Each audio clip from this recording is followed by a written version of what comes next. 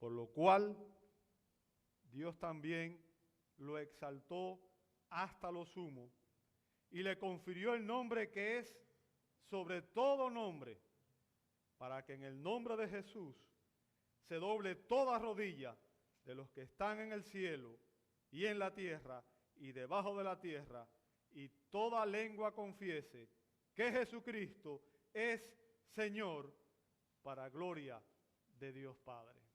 Señor, una vez más venimos ante tu bendita presencia, agradecidos por la obra de Cristo, agradecidos por su condescendencia, por el hecho de que Él se humilló a sí mismo y vino hasta la tierra, asumió la naturaleza humana para morir como nuestro sustituto y pagar por nuestros pecados y reconciliarnos con el Padre. Señor, ayúdanos a entender su gloria, su grandeza, su majestad. Y Padre, pedimos, Señor, que tú nos ayudes, Padre, para que realmente podamos adorarte como a ti te agrada, Señor. Y sabemos que solamente podemos hacerlo a través de Cristo. En esta hora nos ponemos en tus preciosas manos y rogamos, Señor, que el Espíritu Santo nos ilumine y nos permita entender el mensaje de esta preciosa palabra. Lo pedimos en el nombre de Jesús. Amén y amén. Muchas gracias a todos, hermanos. Pueden ocupar sus asientos. Permítame hacerle una pregunta personal, ¿ok? Y obviamente es una pregunta retórica, no quiero que usted me responda, simplemente quiero que usted medite. ¿Está usted edificando su vida en Cristo? ¿Es Cristo su Señor y Salvador? Es importante que estemos seguros de que realmente estamos edificando nuestras vidas espirituales en Cristo. Porque la Escritura deja claro que fuera de Cristo no hay salvación. El día de hoy tenemos ante nosotros una joya cristológica, o sea, un pasaje glorioso, ¿verdad? Uno de los pasajes más profundos y hermosos escritos por el apóstol Pablo, referente a la persona y la obra de Cristo. En este pasaje vamos a aprender 4 enseñanzas referente a la doctrina de Dios el Hijo. 4 enseñanzas referente a la doctrina de Dios el Hijo. Ahora, ¿cuáles son esas enseñanzas? Bueno, en este pasaje se nos explica su eternidad, su encarnación, su expiación y su exaltación. ¿Ok? Y vamos a empezar con el primer punto, su eternidad, en el verso 6. Comienza así diciendo, el cual, obviamente cuando usted lee eso, usted debe preguntarse a quién se refiere, ¿verdad? Y si usted lee el contexto anterior en el verso 5, culmina diciendo el verso 5, dice, haya pues en vosotros el mismo sentir que hubo en Cristo Jesús.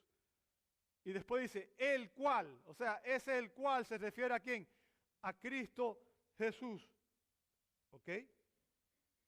Y ahora Pablo empieza a hablar de Cristo y dice que aunque existía en forma de Dios, fíjense, aunque existía en forma de Dios. Y obviamente este verso nos lleva a la eternidad pasada y nos enseña que Cristo es eterno y que Él no comenzó a existir cuando fue engendrado en el vientre de María, ¿verdad? En la Epifanía.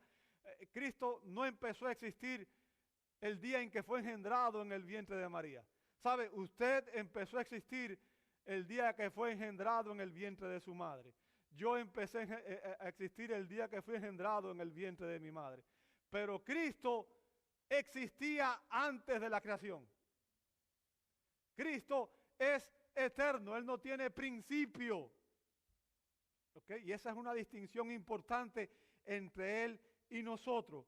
Y el apóstol Pablo aquí utiliza dos palabras griegas que evidencian que Jesucristo es Dios. ¿Ok? Que evidencian que Él es divino, que Él es eterno. El primer término que usa Pablo es exactamente ese. Dice, el cual existía. Y el término existir ahí viene de un término griego, huparjo, que es una palabra griega compuesta por hupo, que significa abajo, y arge, que significa principio. Por tanto, significa ser, estar en existencia, ¿ok? E involucra existencia o condición, ambas anteriores a las circunstancias mencionadas y continuando después de esta. ¿Ok? O sea, y esto es importante en el contexto aquí en Filipenses capítulo 2, verso 6. ¿Por qué? Porque nos menciona el hecho de que Cristo existía eternamente como Dios. Y el término existir ahí denota la naturaleza esencial de la persona. Fíjense, Él no existía como criatura, como existimos usted y yo. No existía como un ser creado, sino que Él existía como Dios. ¿Ok? Y se refiere a su esencia innata. ¿Ok? Inmutable, inalterable. Cristo existía desde toda la eternidad como Dios. Esa es su naturaleza. Él es Dios. Y por tanto es eterno. No tiene principio. ¿Ok? Cristo, siendo divino, existía con el Padre por la eternidad. Y de ninguna manera Él comenzó a existir en su encarnación. ¿Sabe? El autor de Hebreos afirma que Jesucristo, en Hebreos 1:3, dice que Jesucristo es el resplandor de su gloria. La gloria de Dios, ¿verdad? Dice que Cristo es el resplandor de su gloria y la expresión exacta de su naturaleza. ¿Qué significa? Comparte la misma naturaleza divina, la misma esencia divina. Y eso solamente se puede decir del Padre, del Hijo y del Espíritu Santo. No de nadie más. ¿Entiende eso? Jesucristo posee la misma naturaleza divina y las mismas perfecciones del Padre. La misma naturaleza divina y las mismas perfecciones del Padre. Dice que Él existía en forma de Dios. ¿Sabe? Y cuando usamos la palabra forma en español, no le hace justicia al original, al griego. Porque cuando decimos forma de en español, la idea que lleva de inmediato es que hay dimensiones físicas, ¿verdad? Que tiene algún tipo de forma física que podamos ver. Es la idea que tiene en español, ¿ok? Sin embargo, el término griego morfe significa la naturaleza o esencia tal como subsiste realmente en el individuo y que es retenida entre tanto que el individuo existe. O sea, se refiere a la esencia de lo que es la persona. Así que cuando se dice que Cristo existía en forma de Dios, se refiere a que Cristo poseía la naturaleza divina real e inseparable que subsistía en la persona de Cristo. ¿Ok? Cristo es esencialmente Dios. Por naturaleza, Él es Dios. Y por tanto es eterno. Él es Dios el Hijo. O el Hijo de Dios. ¿Verdad? El único que comparte la esencia con el Padre. El único Hijo que comparte la esencia con el Padre. Porque usted y yo somos hijos de Dios por adopción a través de la obra de Cristo. Pero ni usted ni yo somos dioses, ¿verdad? No somos dioses, somos criaturas de Dios. y obviamente el único que es hijo por naturaleza es Cristo. Y por tanto Él es divino, es eterno y tiene las mismas perfecciones que el Padre. Jesucristo es por naturaleza verdadera y eternamente Dios. ¿Ok? Él es eterno. Y la Biblia nos dice que Él ocupaba una posición soberana y de gloria con el Padre desde la eternidad. Usted ve, por ejemplo, en su oración sacerdotal, en Juan 17:5, Juan 17:5 dice Jesús, y ahora glorifícame tú, Padre, junto a ti, con la gloria que tenía contigo antes de que el mundo existiera. O sea, antes de que existiera la creación, Cristo estaba en gloria con el Padre. Ocupaba una posición de gloria con el Padre. Y déjeme decirle, eso es posible, eso se puede decir solamente de Cristo. ¿Ok? Ni siquiera de los ángeles. Los ángeles están en la presencia de Dios. ¿Ok? Pero la gloria divina solamente la comparte Cristo. ¿Entiende el punto que estoy haciendo? Es importante que usted entienda esa distinción. Y la idea, amado hermano, es que Cristo es la segunda persona en la Santísima Trinidad. Él es Dios el Hijo. Y por tanto es una persona eterna, no tiene principio. ¿Ok? Algo que sabemos que ha sido atacado a lo largo de la historia. Usted, no sé si sabe, hubo un hombre llamado Arrio que promovió una enseñanza llamada el arrianismo, y hoy hay una secta llamada los falsos testigos de Jehová, quizás usted la conozca, ¿verdad? Los testigos de Jehová, que ellos afirman que Jesús tuvo un principio. Jesús tuvo un principio. ¿Sabe? A lo largo de la historia de la iglesia, esta enseñanza fue considerada como herética porque no es bíblica, ¿verdad? Y la posición teológica correcta en cuanto a Cristo y en cuanto a la Trinidad fue establecida en el credo de Calcedonia en el 451 después de Cristo. Y les voy a leer lo que ellos escribieron, ¿verdad? Y obviamente esto que escribieron ellos es lo que realmente enseña la Escritura. Voy a citar sus palabras. Dice así, credo de Calcedonia: nosotros entonces, siguiendo a los santos padres, todos de común consentimiento, enseñamos a los hombres a confesar a uno y el mismo Hijo, nuestro Señor Jesucristo. El mismo, perfecto en deidad y también perfecto en humanidad. Verdadero Dios y verdadero hombre, de cuerpo y alma racional, consustancial o coesencial con el Padre de acuerdo a la deidad y consustancial con nosotros de acuerdo a la humanidad. En todas las cosas como nosotros, pero sin pecado. Engendrado del Padre antes de todas las edades de acuerdo a la deidad, y en estos postreros días para nosotros y por nuestra salvación, nacido de la Virgen María, de acuerdo a la humanidad.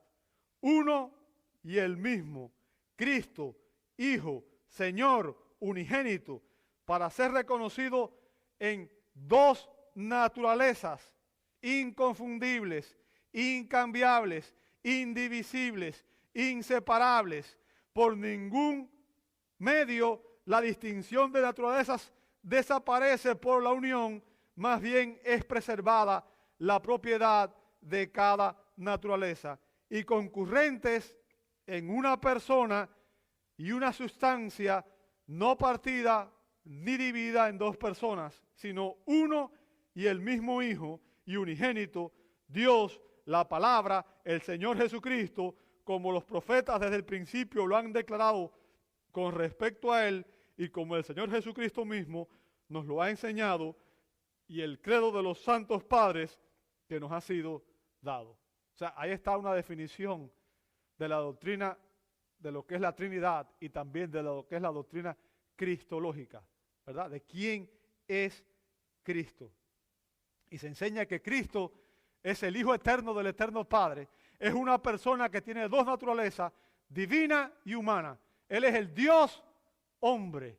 Y es por eso que Mateo pudo decir que Cristo es Emmanuel, Dios con nosotros. ¿Ok? Dios con nosotros. Es algo que la iglesia debe proclamar todo el tiempo. Cristo es Dios humanado. Dios se hizo hombre en Cristo y vino para revelarnos a Dios y vino para reconciliarnos con Dios, y solamente un hombre puede tener comunión con Dios a través de Cristo. Ningún pecador puede ir a la presencia del Padre si no lo hace a través del Hijo. Ningún hombre podrá entrar a la presencia de Dios si no lo hace a través de Cristo. Y por tanto, amado hermano, a menos que adoremos a Cristo, no tenemos comunión con Dios, porque Él es Dios hecho carne. Y fíjense lo que dice a continuación. Mi énfasis en este tema es que usted vea la parte cristológica. Pero si usted lee el pasaje en el contexto, lo que Pablo está dándonos a la iglesia en este capítulo 2, nos está haciendo una exhortación ética como cristianos. En el verso 5, Pablo empieza diciendo: haya pues en ustedes el mismo sentir que hubo en Cristo Jesús. O sea, Pablo está haciendo una exhortación a la iglesia. Pero para hacer esa exhortación, y Pablo está llamando a la iglesia, ¿sabe a qué? A que haya unidad y a que haya, obviamente, humildad dentro de la iglesia. Y lo que Pablo hace es que da esa exhortación a la unidad, al amor, y lo hace poniendo un ejemplo digno de imitar. Y Pablo pone a Cristo como el ejemplo supremo de unidad en la iglesia y de amor y de humildad. ¿Ok? Y nota lo que dice a continuación en el verso 6, dice: no consideró el ser igual a Dios como algo a que aferrarse. Escuche esa expresión: no consideró el ser igual a Dios como algo a que aferrarse. Yo quiero que usted entienda, solamente se puede decir que es igual a Dios, ¿ok? El Hijo y el Espíritu Santo. Nadie más. ¿Entiende el punto que estoy haciendo? Porque los tres son divinos, tienen las mismas perfecciones y son el único Dios verdadero que existe. Ahora, cuando dice no consideró el ser igual a Dios como algo que aferrarse, está diciendo que a pesar de tener la naturaleza divina, Cristo estuvo dispuesto a hacer algo que si usted y yo pensamos, hermano, póngase a pensar por un momento, imagínese Dios viniendo a la tierra a convivir en un mundo caído con hombres pecadores. Piense en eso por 5 minutos y es algo que es tan difícil de entender para nosotros. ¿Ok? No consideró el ser igual a Dios como algo a que aferrarse. ¿Sabe? El término igual ahí, cuando Pablo dice ahí que es igual, define su igualdad esencial con el Padre. El hecho de que Él, siendo Dios, no consideró esa igualdad como algo que debía ser mantenido por la fuerza. Bien. Jesús reclamó ser el Hijo eterno del eterno Padre. Usted puede ver, por ejemplo, en Juan 5:18. En Juan 5:18 nos dice la Escritura: entonces por esta causa los judíos aún procuraban matarle, porque no solo violaba el día de reposo, sino que también llamaba a Dios su propio Padre, haciéndose, ¿qué cosa? Igual a Dios. Recuerde que hablé de esto un poco la semana pasada, ¿verdad? O sea, Cristo no decía nuestro Padre, sino decía mi Padre. Y los judíos no acostumbraban eso, porque los judíos entendían que decir mi Padre implicaba igualdad esencial. Y como dije, ninguno de nosotros puede decir que es divino. ¿Ok? También recuerden el texto que leímos la semana pasada en Juan 10, 25 al 35, donde Jesús le respondió, os lo he dicho y no creéis, las obras que yo hago en nombre de, véalo, mi Padre, estas dan testimonio de mí, pero vosotros no creéis porque no son de mis ovejas. Mis ovejas oyen mi voz y yo las conozco y me siguen y yo les doy vida eterna y jamás perecerán. Nadie las arrebatará de mi mano. Y después vean el verso 29, mi Padre, que me las dio, es mayor que todos y nadie las puede arrebatar de la mano de mi Padre. Vea el verso 30, otro reclamo. Yo y el Padre somos ¿qué cosa? Somos uno. Ahora note la respuesta de los judíos al oír estas palabras de Jesús. ¿Ok? Los judíos volvieron a tomar piedras, ¿para qué? Para apedrearle. Jesús les dijo, os he mostrado muchas buenas obras que son del Padre, por cual de ella me apedrean.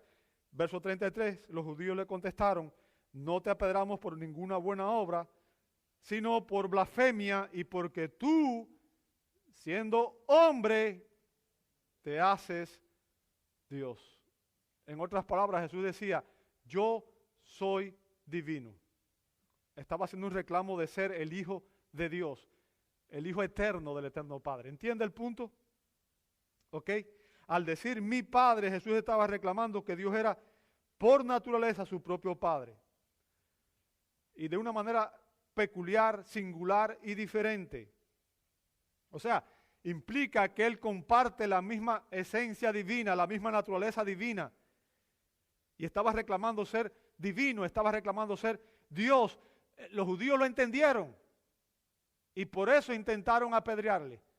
Porque dijeron, ¿cómo un hombre puede ser Dios? No entendieron que Él era el Mesías. No entendieron que Él era el Mesías encarnado. ¿Bien? Y eso es importante. Lo acusaron de blasfemia por hacerse igual a Dios. Ahora, Cristo era igual a Dios por naturaleza. ¿Bien? Y Pablo dice a continuación en el verso 6 que él no consideró el ser igual a Dios como algo a qué aferrarse. Fíjense, y Pablo establece aquí un contraste entre el primer Adán, y recuerda en Génesis 3:5, se nos dice que Adán quería ser como Dios. Y eso fue lo que lo llevó a caer. Él quería ser como Dios, ¿verdad? Y también sabemos que Satanás quiso ser semejante al Altísimo, dice la palabra en Isaías 14:14.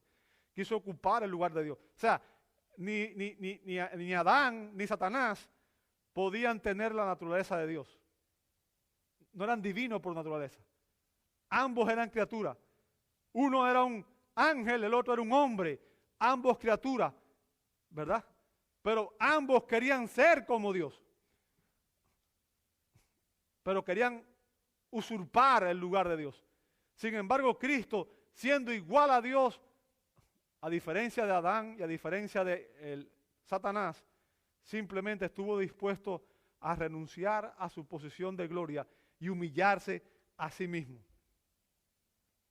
O sea, él no consideró esa posición como algo que debía poseerse por la fuerza. ¿Ok?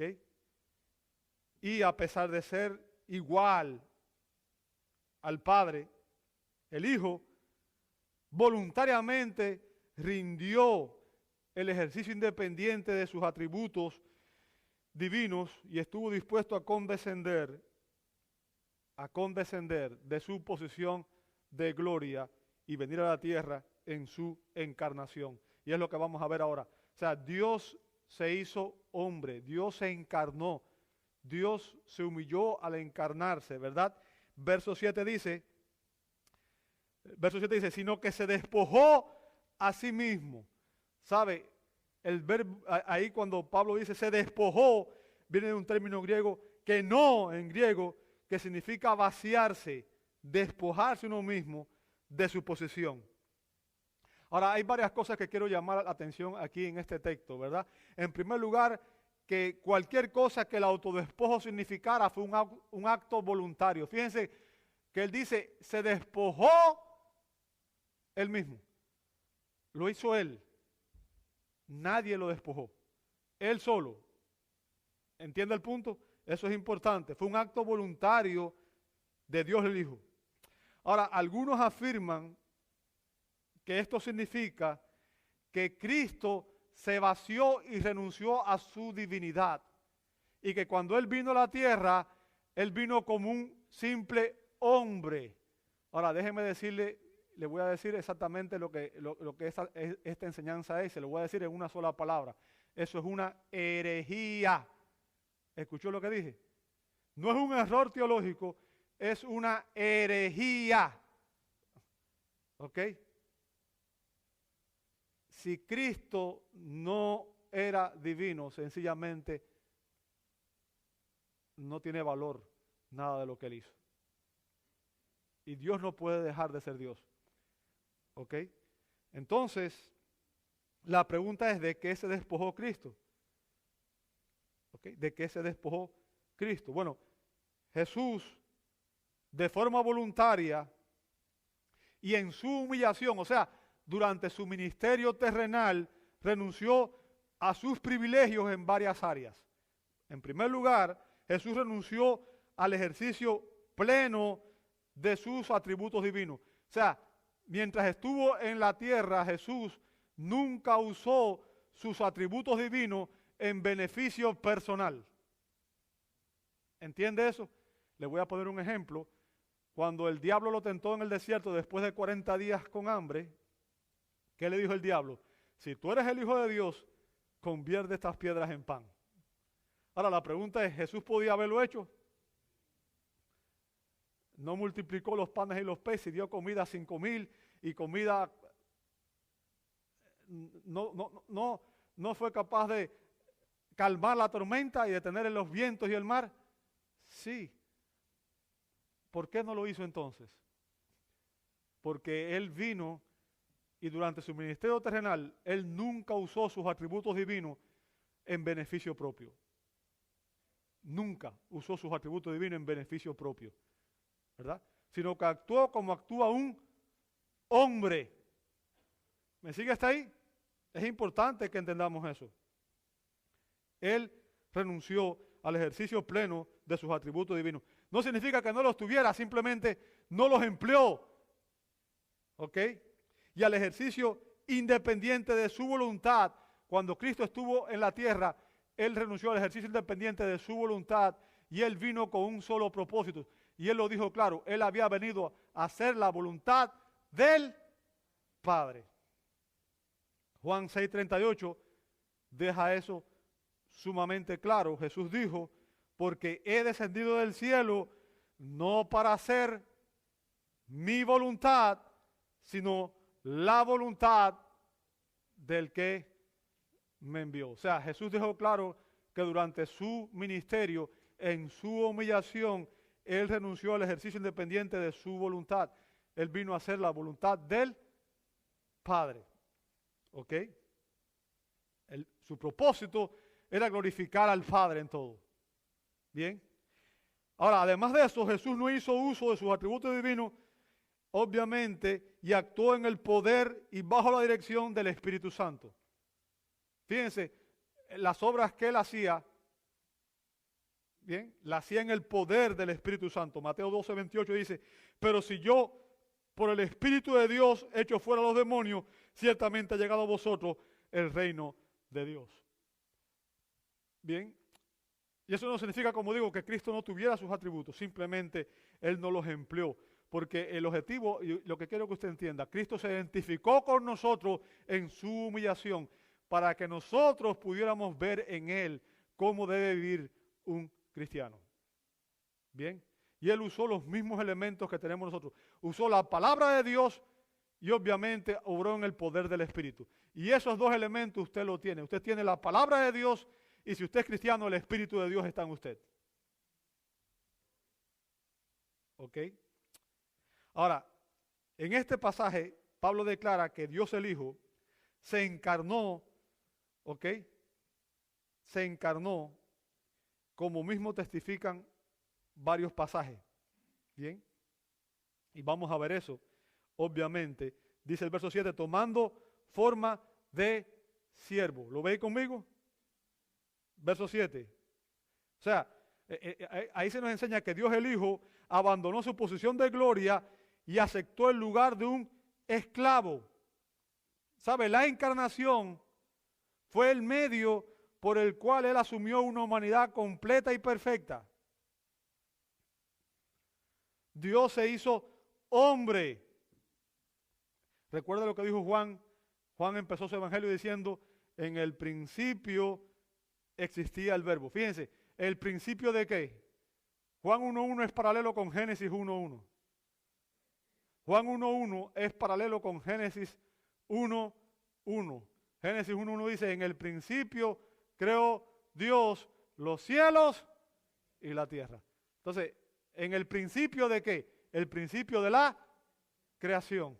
Ahora, Dios ya existía antes de la creación. ¿Entiende eso? Y ahora Juan dice aquí, en el principio, o sea, ¿el principio de qué? De la creación. En la eternidad sería una expresión, ¿ok? Existía el verbo. Antes de que existiera la creación, ya el verbo existía. ¿Me sigue hasta ahí? Y el verbo, ahora nota aquí, estaba con Dios. Y aquí vemos dos personas, Dios y el verbo. Bien. Y después dice, y el verbo era Dios. ¿Ok? Y este verso aniquila el modalismo.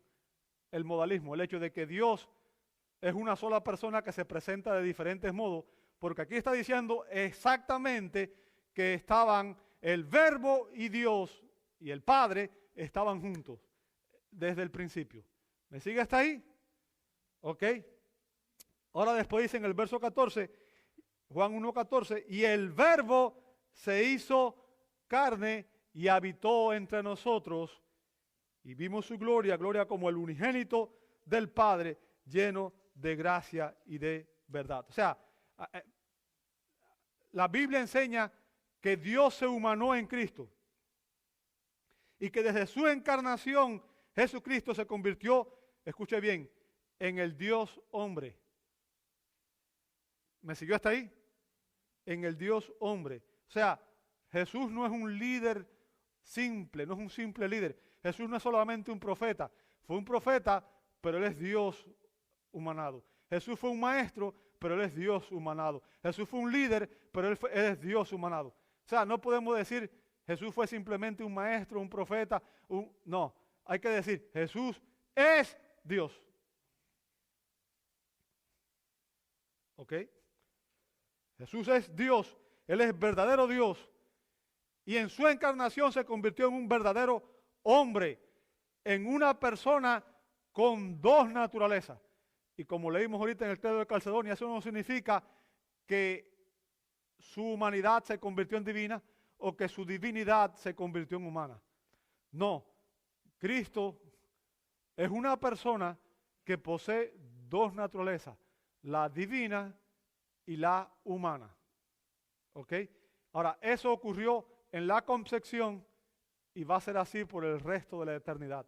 Porque hoy en el cielo, nuestro Señor Jesucristo está en un cuerpo glorificado y Él sigue siendo el Dios hombre. ¿Comprende eso? ¿Ok? Y cuando hablamos de la encarnación, tenemos que tener cuidado porque mucha gente piensa que la encarnación terminó cuando Él ascendió. No, Cristo sigue teniendo un cuerpo. Y Él va a ser el Dios hombre por la eternidad. Bien, eso es importante. Ahora, pero para que eso ocurriera, obviamente Jesús tuvo que renunciar a algunas cosas, ¿verdad?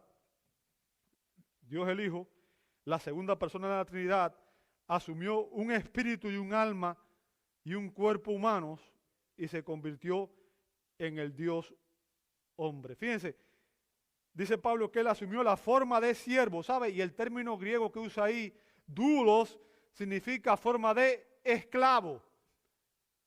La palabra literal sería esclavo. Bien.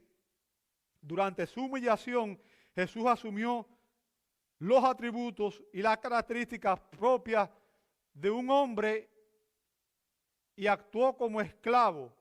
Ahora, ¿cuáles son las características de un esclavo? Bueno, un esclavo se somete totalmente a la voluntad de su amo. ¿Sí o no? Un esclavo debía estar sujeto a la voluntad de su amo. En este caso, Jesús estuvo sujeto a la voluntad del Padre. Y lo hizo obviamente de manera gustosa, de manera libre, ¿verdad? No hubo cohesión, Él lo hizo voluntariamente. Como afirma el doctor John MacArthur, Él literalmente se convirtió en un esclavo de Dios, y escuche esto, y un esclavo de los pecadores, si se quiere. Bueno, ok. Y usted recuerda la expresión de Jesús en Marcos 10:45, dijo, porque ni aun el Hijo del Hombre vino para ser servido, sino para servir y para dar su vida en rescate por muchos. Y recuerda que en el aposento, cuando celebró la Pascua, ¿verdad? Que instituyó la Santa Cena, Jesús, los discípulos llegaron a aquel lugar y ninguno se dispuso a lavar los pies de los otros. ¿Y qué hizo Jesús?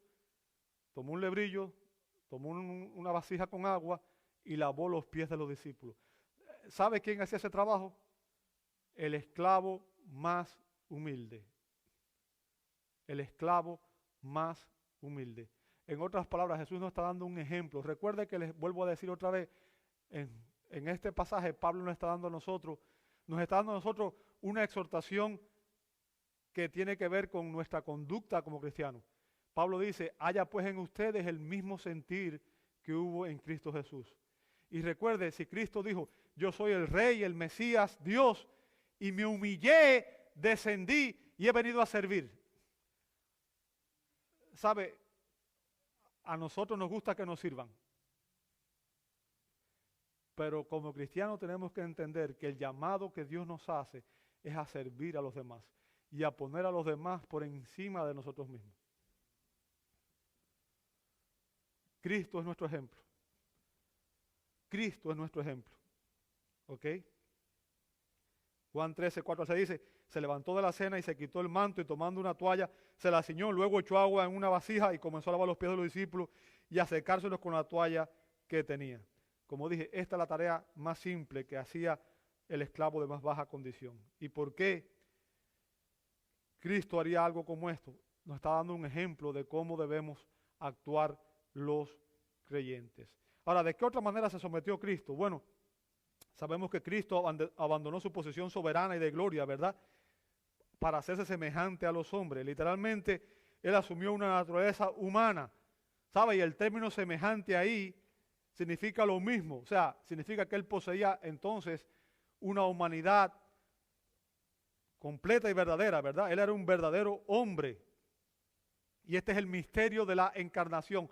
Dios, el Espíritu Eterno, asumió un alma y un cuerpo humano. ¿Ok? Él no es medio Dios, fíjense, Él no es medio Dios y medio hombre. Él es verdadero Dios y verdadero hombre. Y esa condición, como dije, será para siempre. Jesús nunca renunció a su divinidad al encarnarse. Y la Escritura deja esto muy bien claro en Colosenses 2:9.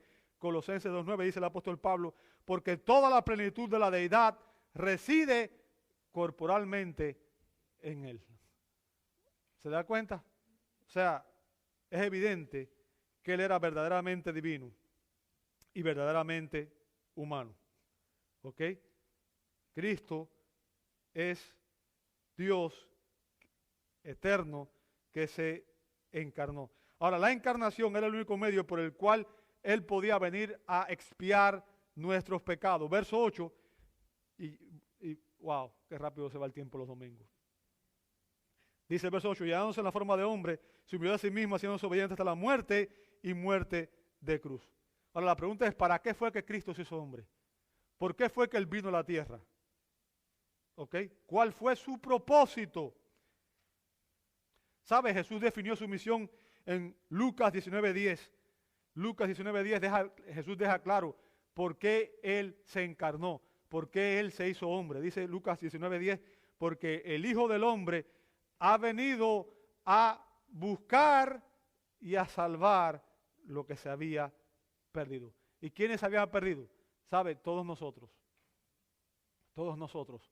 ¿Cómo yo lo sé? Isaías 53:6 dice, todos nosotros nos descarriamos como ovejas. Nos apartamos cada cual por su camino, pero el Señor hizo que cayera sobre él, sobre Cristo, la iniquidad, el pecado de todos nosotros. Por tanto, Él se encarnó, Él vino a morir por nuestros pecados, Él vino a expiar, a salvarnos de la condenación por el pecado. ¿Okay? El corazón del Evangelio de la Redención está en 2 Corintios 5:21. Ahí se resume en un solo verso el mensaje del Evangelio. La Escritura dice que al que no conoció pecado, ¿quién es el que no conoció pecado? Cristo. ¿Por qué? Porque a pesar de que Él se humanó, Él vivió una vida perfecta y sin pecado. Él nunca quebrantó la ley. Él obedeció la ley a la perfección, ¿verdad? Dice la Escritura, al que no conoció pecado, dice, le hizo pecado por nosotros. ¿Quién lo hizo? Dios el Padre. Dios el Padre trató a Cristo como si Él hubiera cometido todos los pecados de todos aquellos que creerían en Él. ¿Ok? ¿Para qué? Para que nosotros fuéramos hechos justicia de Dios en Él. En otras palabras, para que a través del sacrificio de Cristo, ahora todo aquel que recibe a Cristo por la fe, recibe perdón de sus pecados y la justicia de Cristo nos es acreditada a nosotros y nuestro pecado le es acreditado a Cristo. Cristo vino a expiar, ese fue su propósito, expiar nuestro pecado. Y usted dirá, la palabra expiación es un término teológico técnico, yo quiero que usted entienda. Y le voy a dar la definición. Expiación es un sacrificio, escuche bien, es un sacrificio por el que se busca que Dios sea propicio, ¿ok? Que satisface su justicia, que borra la culpa, que purifica el alma y que reconcilia a la persona con Dios. Y es por eso que Pablo dice que Él murió para que nosotros fuéramos hechos justicia de Dios en Él. Porque ahora Dios nos ve a nosotros a través de Cristo y nos mira a nosotros como estamos cubiertos por su sangre, ¿verdad? Nos mira como si nosotros viviéramos la vida perfecta que vivió Cristo. A pesar de que usted y yo aún todavía vivimos con remanentes del pecado en nosotros. Cuando un pecador pone su fe en Cristo, Dios el Padre le acredita la perfecta justicia de Cristo y lo trata como si viviera la vida justa y perfecta de Cristo. ¿Ok? Y solo a través de Cristo, un pecador puede ser reconciliado con Dios. Yo quiero que usted entienda lo que nos lleva, la Biblia dice que el alma que pecare esa morirá y que la paga del pecado es muerte. Yo quiero que usted entienda, todo pecado va a ser juzgado y condenado. ¿Ok? Todo pecado va a ser juzgado y condenado. Ahora, a menos que nosotros pongamos nuestra fe en Cristo, si nosotros no ponemos nuestra fe en Cristo, entonces nosotros tendremos que dar cuenta de Dios por nuestros propios pecados. Y esos pecados llevan a la condenación eterna. ¿Ok? Entonces la única solución al pecado es Cristo. Solo a través de Jesucristo un pecador puede ser reconciliado con el Padre. ¿Por qué? Porque Él es el Dios hombre. La Biblia dice que Cristo fue el único mediador calificado. O sea, antes de Cristo, yo quiero que usted entienda, Dios está airado con el pecador todos los días, dice el Salmo 7:11. Enojado con el pecador todos los días. Ahora, cuando hay una disputa entre dos partes, se requiere un mediador, o sea, una persona que venga e interceda por ambas partes. En este caso, como Dios era la persona ofendida, se requería un mediador que fuera capaz de ayudarnos a reconciliarnos con Dios. Y tenía que ser una persona que fuera divina y que al mismo tiempo fuera humana. Y la única persona que cumple ese requisito es Cristo. Y es por eso que Pablo dice en 1 Timoteo 2:5, porque hay un solo Dios y también un solo mediador entre Dios y los hombres, Cristo Jesús, hombre. O sea, un mediador es una persona que interviene entre dos partes para resolver un conflicto, una enemistad y para ratificar un pacto, ¿verdad? Cristo es el único mediador calificado que puede restaurar la paz entre Dios y los pecadores. Solo el perfecto Dios hombre puede llevarnos nuevamente a la presencia de Dios. ¿Sabe? Ni la iglesia, ni un pastor, ni ningún líder humano puede hacer esto. Cristo es el único que puede llevarnos a la comunión con Dios. Y el apóstol Pedro dejó esto muy claro, a pesar de que la iglesia romana no entiende esto, ¿verdad?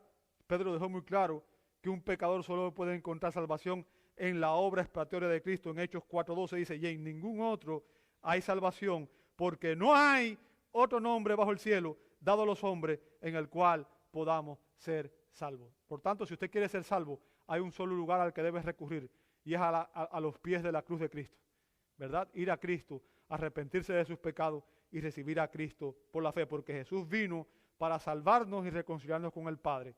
Al concluir su obra expiatoria, Cristo fue exaltado por el Padre. Ya voy a terminar con esto, amado hermano. Verso 9 dice, por lo cual Dios también le exaltó hasta lo sumo y le confirió el nombre que es sobre todo nombre, para que en el nombre de Jesús se doble toda rodilla de los que están en los cielos y en la tierra y debajo de la tierra, y toda lengua confiese que Jesucristo es Señor, para gloria de Dios Padre. Fíjense, luego de concluir su obra expiatoria y de su resurrección, la Biblia nos dice que Jesucristo ascendió al cielo, retornó a su posición de gloria, recuperó el ejercicio independiente y pleno de sus atributos divinos. Y si usted se pregunta cuál es el nombre que es sobre todo nombre, cuál es el nombre que es sobre todo nombre, ¿sabe?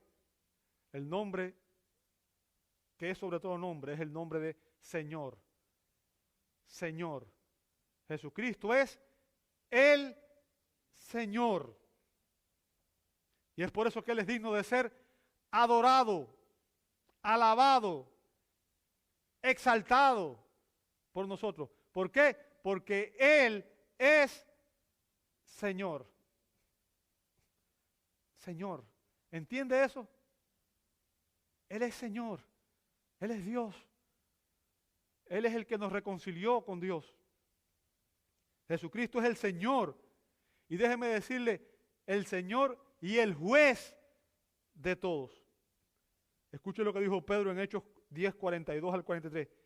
Y nos mandó predicar al pueblo y testificar con toda solemnidad que a este Jesús es el Dios, el que Dios ha designado como juez de los vivos y de los muertos.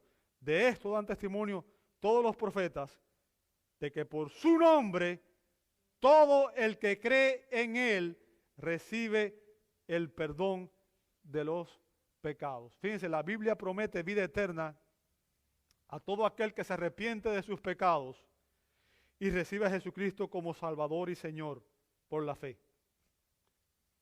Dice primera de Juan 5, 11, 12, y este es el testimonio, que Dios nos ha dado vida eterna, y esta vida está en su Hijo. El que tiene al Hijo tiene la vida, el que no tiene al Hijo de Dios no tiene la vida. ¿Sabe? Y esta es una verdad doctrinal esencial, cardinal del mensaje cristiano.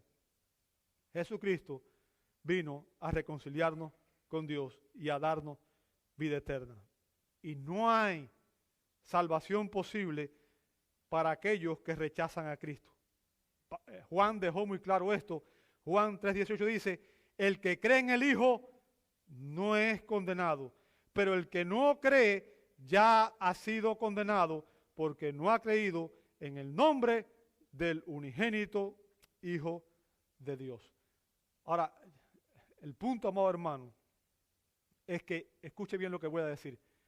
Dios demanda, escuche esto, Dios demanda que toda lengua confiese que Jesucristo es el Señor. ¿Ok? ¿Por qué razón? Pablo nos explica en Romanos 10, versos 9 y 10, que si confiesas con tu boca a Jesús por Señor y crees en tu corazón que Dios le resucitó de los muertos, serás, ¿qué cosa? Salvo. Porque con el corazón se cree para justicia y con la boca se confiesa para salvación. El Señor Jesucristo es verdadero hombre y verdadero Dios. La segunda persona en la Santísima Trinidad. Él es Dios el Hijo. Él es digno de nuestra adoración. Y Dios demanda que usted y yo le adoremos y confesemos a Cristo como Señor. Todo aquel que se arrepiente de sus pecados y lo confiesa como Señor, tiene vida eterna. Aquellos que rechazan a Cristo como Señor, se condenan a sí mismos al infierno eterno. Amado hermano, amado amigo, nuevamente te llamo, te exhorto y te pregunto, ¿has recibido a Cristo como Señor y Salvador? ¿Es Cristo el fundamento de tu vida espiritual? ¿Estás edificando tu vida en Cristo? La Biblia dice que hoy es el día de salvación. Hoy es el día en que tú puedes ir a los pies de Cristo. Simplemente clama a Él, arrepiéntete de tus pecados y dile, Señor, abre mi mente y mi corazón y permite, Señor, que yo pueda realmente recibirte como mi Señor y Salvador. Y la Biblia dice que si lo haces de corazón y Dios obra en ti, tú serás salvo. Te invito a orar. Señor, damos gracias. Gracias porque sabemos que Jesucristo es el Hijo eterno del eterno Padre. Y sabemos que Él es excelso, supremo. Sabemos que Él es divino. Y Señor, te pedimos que tú nos ayudes, Señor, que tú abras nuestra mente finita, nuestra mente que muchas veces no es capaz de entender estas verdades, para que podamos, Señor, apreciar tu gloria, tu majestad, tu belleza, tu grandeza, Señor, y todo lo que tú eres. Padre, te pedimos nuevamente que tú nos perdones, Señor, y que tú nos ayudes, Padre. Si hay alguna persona que todavía no ha recibido a Cristo como Señor y Salvador, pedimos que hoy el Espíritu Santo esté obrando en su mente, en su corazón, le traiga convicción y pueda arrepentirse de sus pecados y entienda que recibir a Cristo es el medio por el cual puede ser reconciliado con Dios y puede recibir vida eterna. Padre, obra esta convicción en el corazón de aquellos que aún no te conocen, Señor. Y permite, Señor, que como hijos tuyos entendamos que tú eres el Señor de nuestra vida y que debemos obedecerte y que debemos vivir de una manera que realmente te traiga gloria. Lo pedimos en el nombre de Jesús. Amén y amén.